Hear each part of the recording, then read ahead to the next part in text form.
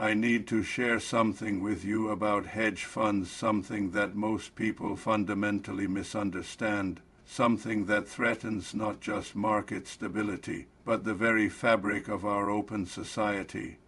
I'm George Soros. You may know me as the man who broke the Bank of England in 1992, making over $1 billion in a single day betting against the pound. You may know me as a hedge fund manager who generated returns of over 30% annually for 3 decades with the Quantum Fund. Or perhaps you know me as a philanthropist who has given away over $32 billion. But what I really am is a philosopher who happens to understand financial markets, and what I understand, what I've built my career on understanding, is that markets are always wrong, not sometimes, always. The only question is, by how much?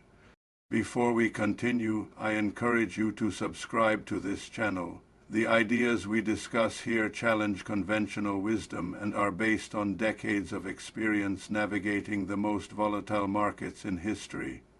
What's happening with hedge funds today is a perfect example of what I call reflexivity, a concept that will help you understand not just how hedge funds move markets, but how every financial crisis unfolds. Most economists believe that markets move toward equilibrium, that prices reflect fundamental reality. They're wrong. Markets don't just reflect reality, they help create it. The participants' perceptions influence the fundamentals, which in turn influence perceptions, creating a self-reinforcing feedback loop.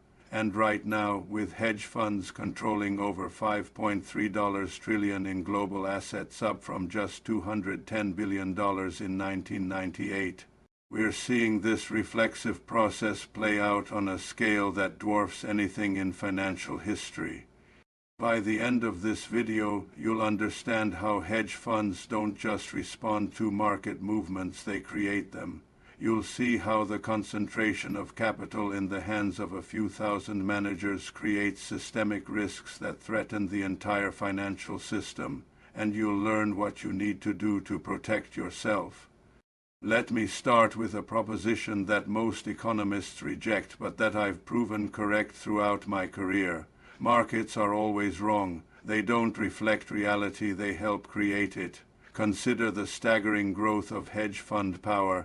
1998, 3,200 hedge funds managing $210 billion. 2007, peak of $2.5 trillion before financial crisis. 2024, over 11,000 hedge funds managing $5.3 trillion. Top 250 funds alone control $6.84 trillion in assets. Citadel Investment Group, single firm managing $397 billion. Conventional theory says these numbers represent efficient capital allocation toward equilibrium, but what I see is reflexivity at work, a dangerous concentration of capital that creates feedback loops capable of moving entire markets. Let me explain how reflexivity operates in hedge fund activity. There are 2 functions at play: the cognitive function, where hedge fund managers try to understand reality through analysis and models, and the participating function, where their massive trades change that reality. When these interact, they create feedback loops that take markets very far from equilibrium. Here's how the reflexive process works with hedge funds. Stage 1, the perception. A hedge fund identifies what appears to be a mispriced asset. Perhaps they believe a company is overvalued, or a currency is misaligned with fundamentals. Stage 2, the action. They take a massive position, perhaps $500 million to several billion dollars. Research shows it takes just $500,000 to move an illiquid stock's price 1% during trading hours. Imagine what billions can do. Stage 3, the reality shift. Their trading doesn't just express their view, it changes the underlying reality. Stock prices move, other funds notice the movement and investigate. Momentum traders pile in. Suddenly, the perception has created a new reality. Stage for the reinforcement. The price movement validates the original thesis, attracting more capital. Media coverage intensifies, analysts change ratings. The feedback loop accelerates. This is not a free market correcting itself. This is a self-reinforcing boom that will inevitably become a self-reinforcing bust. Understanding fallibility is crucial here. Hedge fund managers, despite their fees, their algorithms, their insider networks, operate with imperfect understanding. They don't see reality as it is. They see it through the distorted lens of their models, their biases, their career incentives, and these misconceptions aren't passive. They actively shape the reality we're all trying to understand. Let me show you how far this has diverged from what markets are supposed to do. Markets are meant to facilitate price discovery and capital allocation. But when the top 250 hedge funds control $6.84 trillion more than the GDP of Japan, they're not discovering prices. They're creating them. Studies show that stocks with significant hedge fund ownership exhibit abnormal returns of 0.3% on the last day of each quarter, which then reverse by 0.25% the following day. This isn't price discovery. This is price manipulation through sheer scale, legal perhaps, but manipulation nonetheless. Every bubble has two components: an underlying trend that prevails in reality and a misconception relating to that trend. When positive feedback develops between them, a boom-bust process begins. There is a real phenomenon happening in hedge fund behavior. Research reveals that hedge funds exhibit significant herding. They buy and sell the same stocks at the same time, tracking each other's investment strategies far more than they used to. The data is stark. Correlation across hedge funds has increased dramatically over time. Hedge funds collectively underperformed the S&P 500 by 4.6 percentage points in 2010, 10.4% versus 15% in 2024. Hedge funds returned 11.3% versus 14.5% for equities. The average 5-year rolling return touched a generational low of just 0.8% annualized in October 2012. This herding creates crowded trades. When everyone positions the same way, small market movements trigger massive flows in one direction. In my quantum fund days, I called this rushing in to buy when I see a bubble forming, adding fuel to the fire, but I knew when to exit. Most don't. The misconception is this: hedge fund managers believe they're making independent, sophisticated decisions based on superior analysis. In reality, they're operating within tight-knit clusters of managers who share and analyze positions together. This industry structure is a function of the hyper-decision-making environment they face, coupled with a desire for legitimization and reputation maintenance. They communicate constantly. They attend the same conferences. They read the same research. They hire from the same universities. And so they think the same way, creating consensus trades that amplify market movements far beyond what fundamentals justify. There's an ideology at work here: market fundamentalism, the belief that markets are always right, always self-correcting, that regulation is always harmful. This ideology is itself a misconception that has prevented necessary regulatory actions. Consider what happened after regulation. Fair disclosure Reg FD came into effect in 2000. This SEC rule forced companies to disclose material information to all investors simultaneously. Before this, hedge funds had enormous informational advantages. They could obtain material information before other investors. Notice when hedge fund performance peaked. From 1998 to 2003, during the tech bubble and its aftermath, when they still had informational edges and could exploit them with relative impunity. After Reg FD, returns declined, but the industry didn't shrink. Instead, it grew massively from $210 billion in 1998 to $5.3 trillion today. How? By finding new ways to move markets through sheer scale and coordination. The 2008 financial crisis revealed the systemic risks.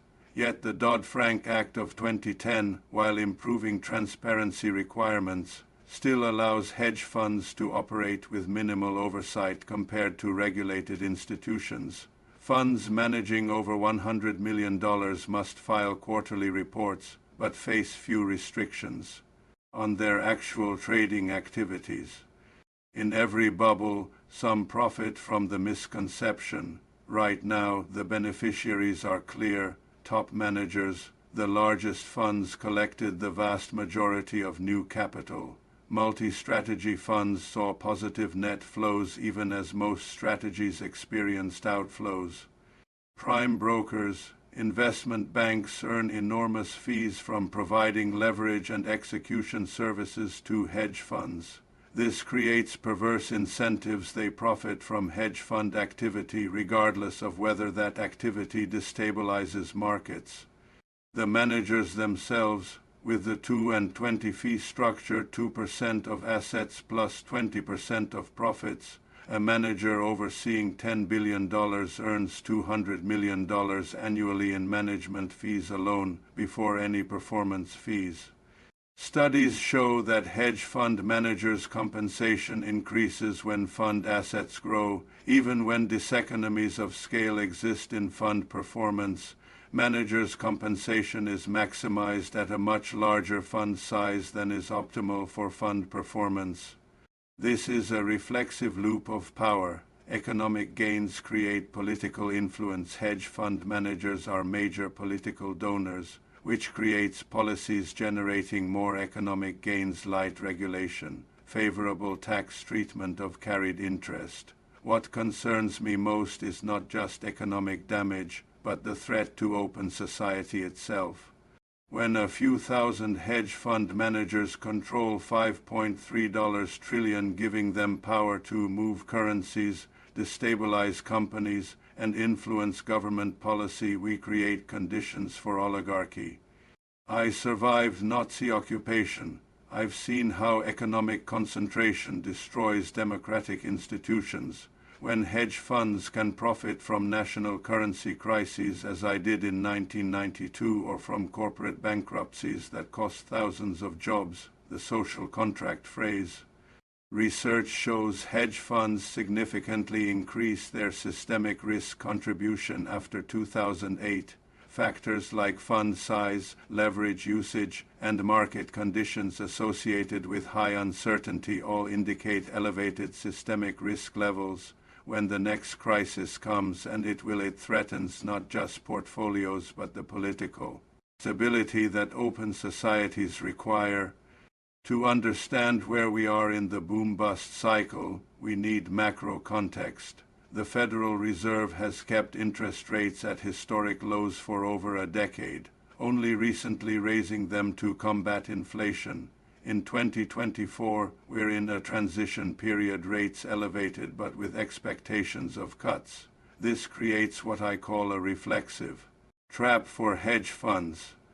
Low rates 2009 to 2021 forced institutional investors to seek higher returns. Flooding hedge funds with capital assets grew faster than opportunities.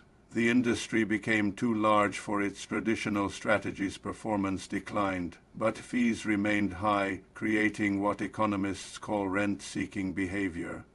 Herding intensified as skill advantages disappeared. Managers increasingly copied each other in the reflexive process. We typically see stages. Stage 1, the trend. Hedge funds offer superior returns. 1980 seconds. Early 2000s. Stage 2, the misconception. Institutional investors believe this outperformance is sustainable at scale.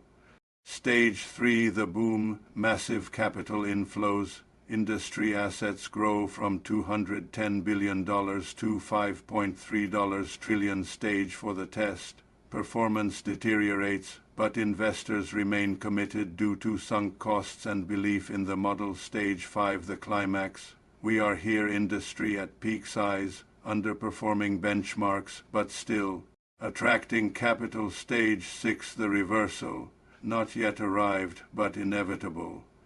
Based on my analysis, we are currently between stage 5 and stage 6 because hedge funds posted their strongest year since 2009 in 2024, up 11.3%, but still underperformed equities. Multi-strategy funds dominate new flows, suggesting concentration risk is increasing. New hedge fund launches hit a 24-year low in Q3 2024, a sign the industry is maturing or peaking. Management fees fell to their lowest since the 2008 crisis, 1.35%. Incentive fees also hit new lows, 16.01%. These fee declines signal that the bargaining power is shifting from managers to investors. Classic late cycle behavior. Let me show you what this means for those invested through pension funds or endowments. A typical pension fund allocates 10-15 to hedge funds on a $1 million pension portfolio. That's 100,150 in hedge fund exposure, with the fees averaging 1.35% management and 16% performance on gains. Annual management fee 135,02025, performance fee assuming 10% gross return 160,02400, total fees 295,04425 per year.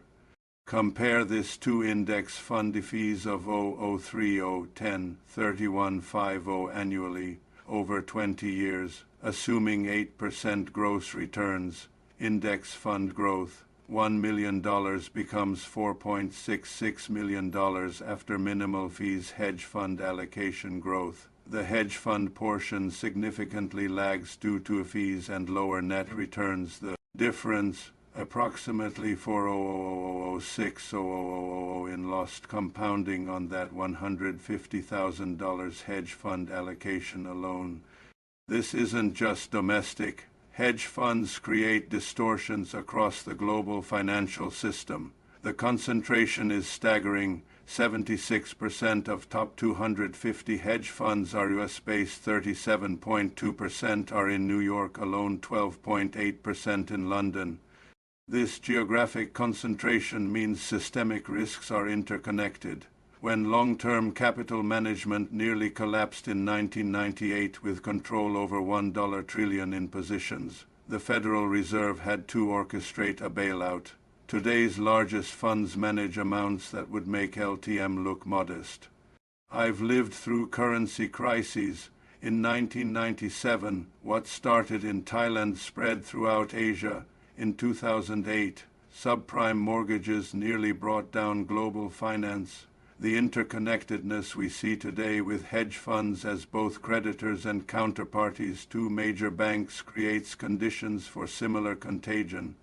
Let me tell you what you need to do both to protect your finances and help preserve open society. First, embrace fallibility. Recognize that your understanding of how hedge funds operate is imperfect.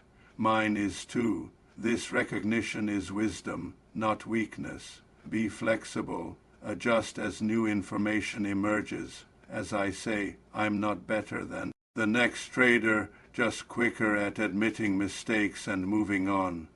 Don't assume that because hedge funds employ brilliant people and sophisticated models, they must know better than you. They're subject to the same reflexive processes, the same herding behavior, the same career pressures that cloud judgment.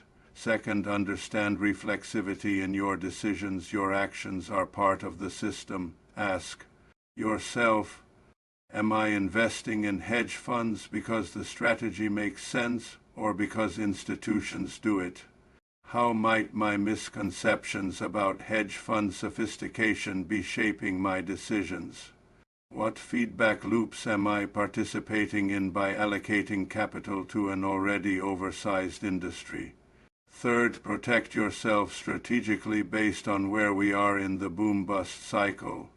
If you have significant hedge fund exposure, 10 of portfolio, reduce allocations systematically over 12-24 months, redirect capital to lower fee alternatives, focus on truly uncorrelated strategies, not closet index funds. If you have moderate exposure, 5-10, scrutinize performance carefully. Are you getting alpha or just expensive beta? Demand fee reductions or move to lower cost managers. Diversify across truly different strategies, not herding consensus trades if you have minimal or no exposure. Don't chase performance if hedge funds have a good year. Remember, past returns during different market regimes don't predict future success. Consider that you may be better positioned than you think. Key principle: don't try to time the exact reversal. When I see a bubble, I sometimes rush in to buy, but I watch for the inflection point when the reflexive process begins reversing. Look for these specific indicators. Accelerating fund closures, already seeing highest rates since 2009, further fee compression below 1%. Management, major institutional investors publicly reducing allocations. High-profile hedge fund failures or scandals, regulatory crackdowns following market disruptions. Fourth, engage politically. This is fundamentally a policy problem requiring political engagement. Support candidates who understand systemic risk and are willing to regulate. Shadow banking. Advocate for transaction taxes that dampen excessive short-term trading.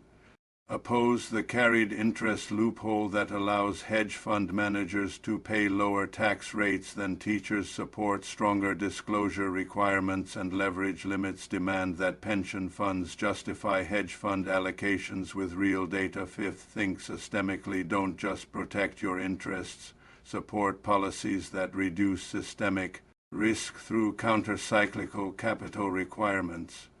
Prevent excessive concentration in financial services. Maintain democratic accountability over financial power. Foster genuine innovation rather than rent-seeking. Protect retirement security for ordinary workers. The survival of open society depends on citizens who think beyond immediate self-interest. The hedge fund industry, as currently structured, serves primarily itself, extracting wealth rather than creating it. We must change this, both through personal action and collective reform. Let me conclude with the two ideas that have guided my life: fallibility and reflexivity. We cannot know reality perfectly. Our understanding is always imperfect, distorted by biases, incentives, and limitations. In financial markets, this creates opportunities for those who recognize it, but catastrophic risks for those who don't. And our perceptions don't just reflect reality, they help create it. The feedback loop between thinking and reality drives boom-bust cycles. Hedge funds are the ultimate expression of this principle. The hedge fund industry grew from $210 billion to $5.3 trillion, not because it created proportional value, but because a misconception that past outperformance would continue at scale reinforced a trend of capital inflows, which grew the industry, which attracted more capital in a classic reflexive boom. Eventually, reality will assert itself. The fees extracted cannot exceed the value created indefinitely. The reversal will be painful for many, but it need not be catastrophic if we act now. We have agency, we can recognize the misconception, we can reduce our exposure, we can demand regulatory reform, we can interrupt the feedback loop before it reaches its destructive climax. This requires intellectual honesty about what hedge funds really do: move markets through concentrated power, not just respond to them. It requires political courage to challenge an industry that funds political campaigns and shapes policy. And it requires systemic thinking that puts financial stability and democratic accountability above short-term returns. The conceptual framework of fallibility and reflexivity has helped me make billions.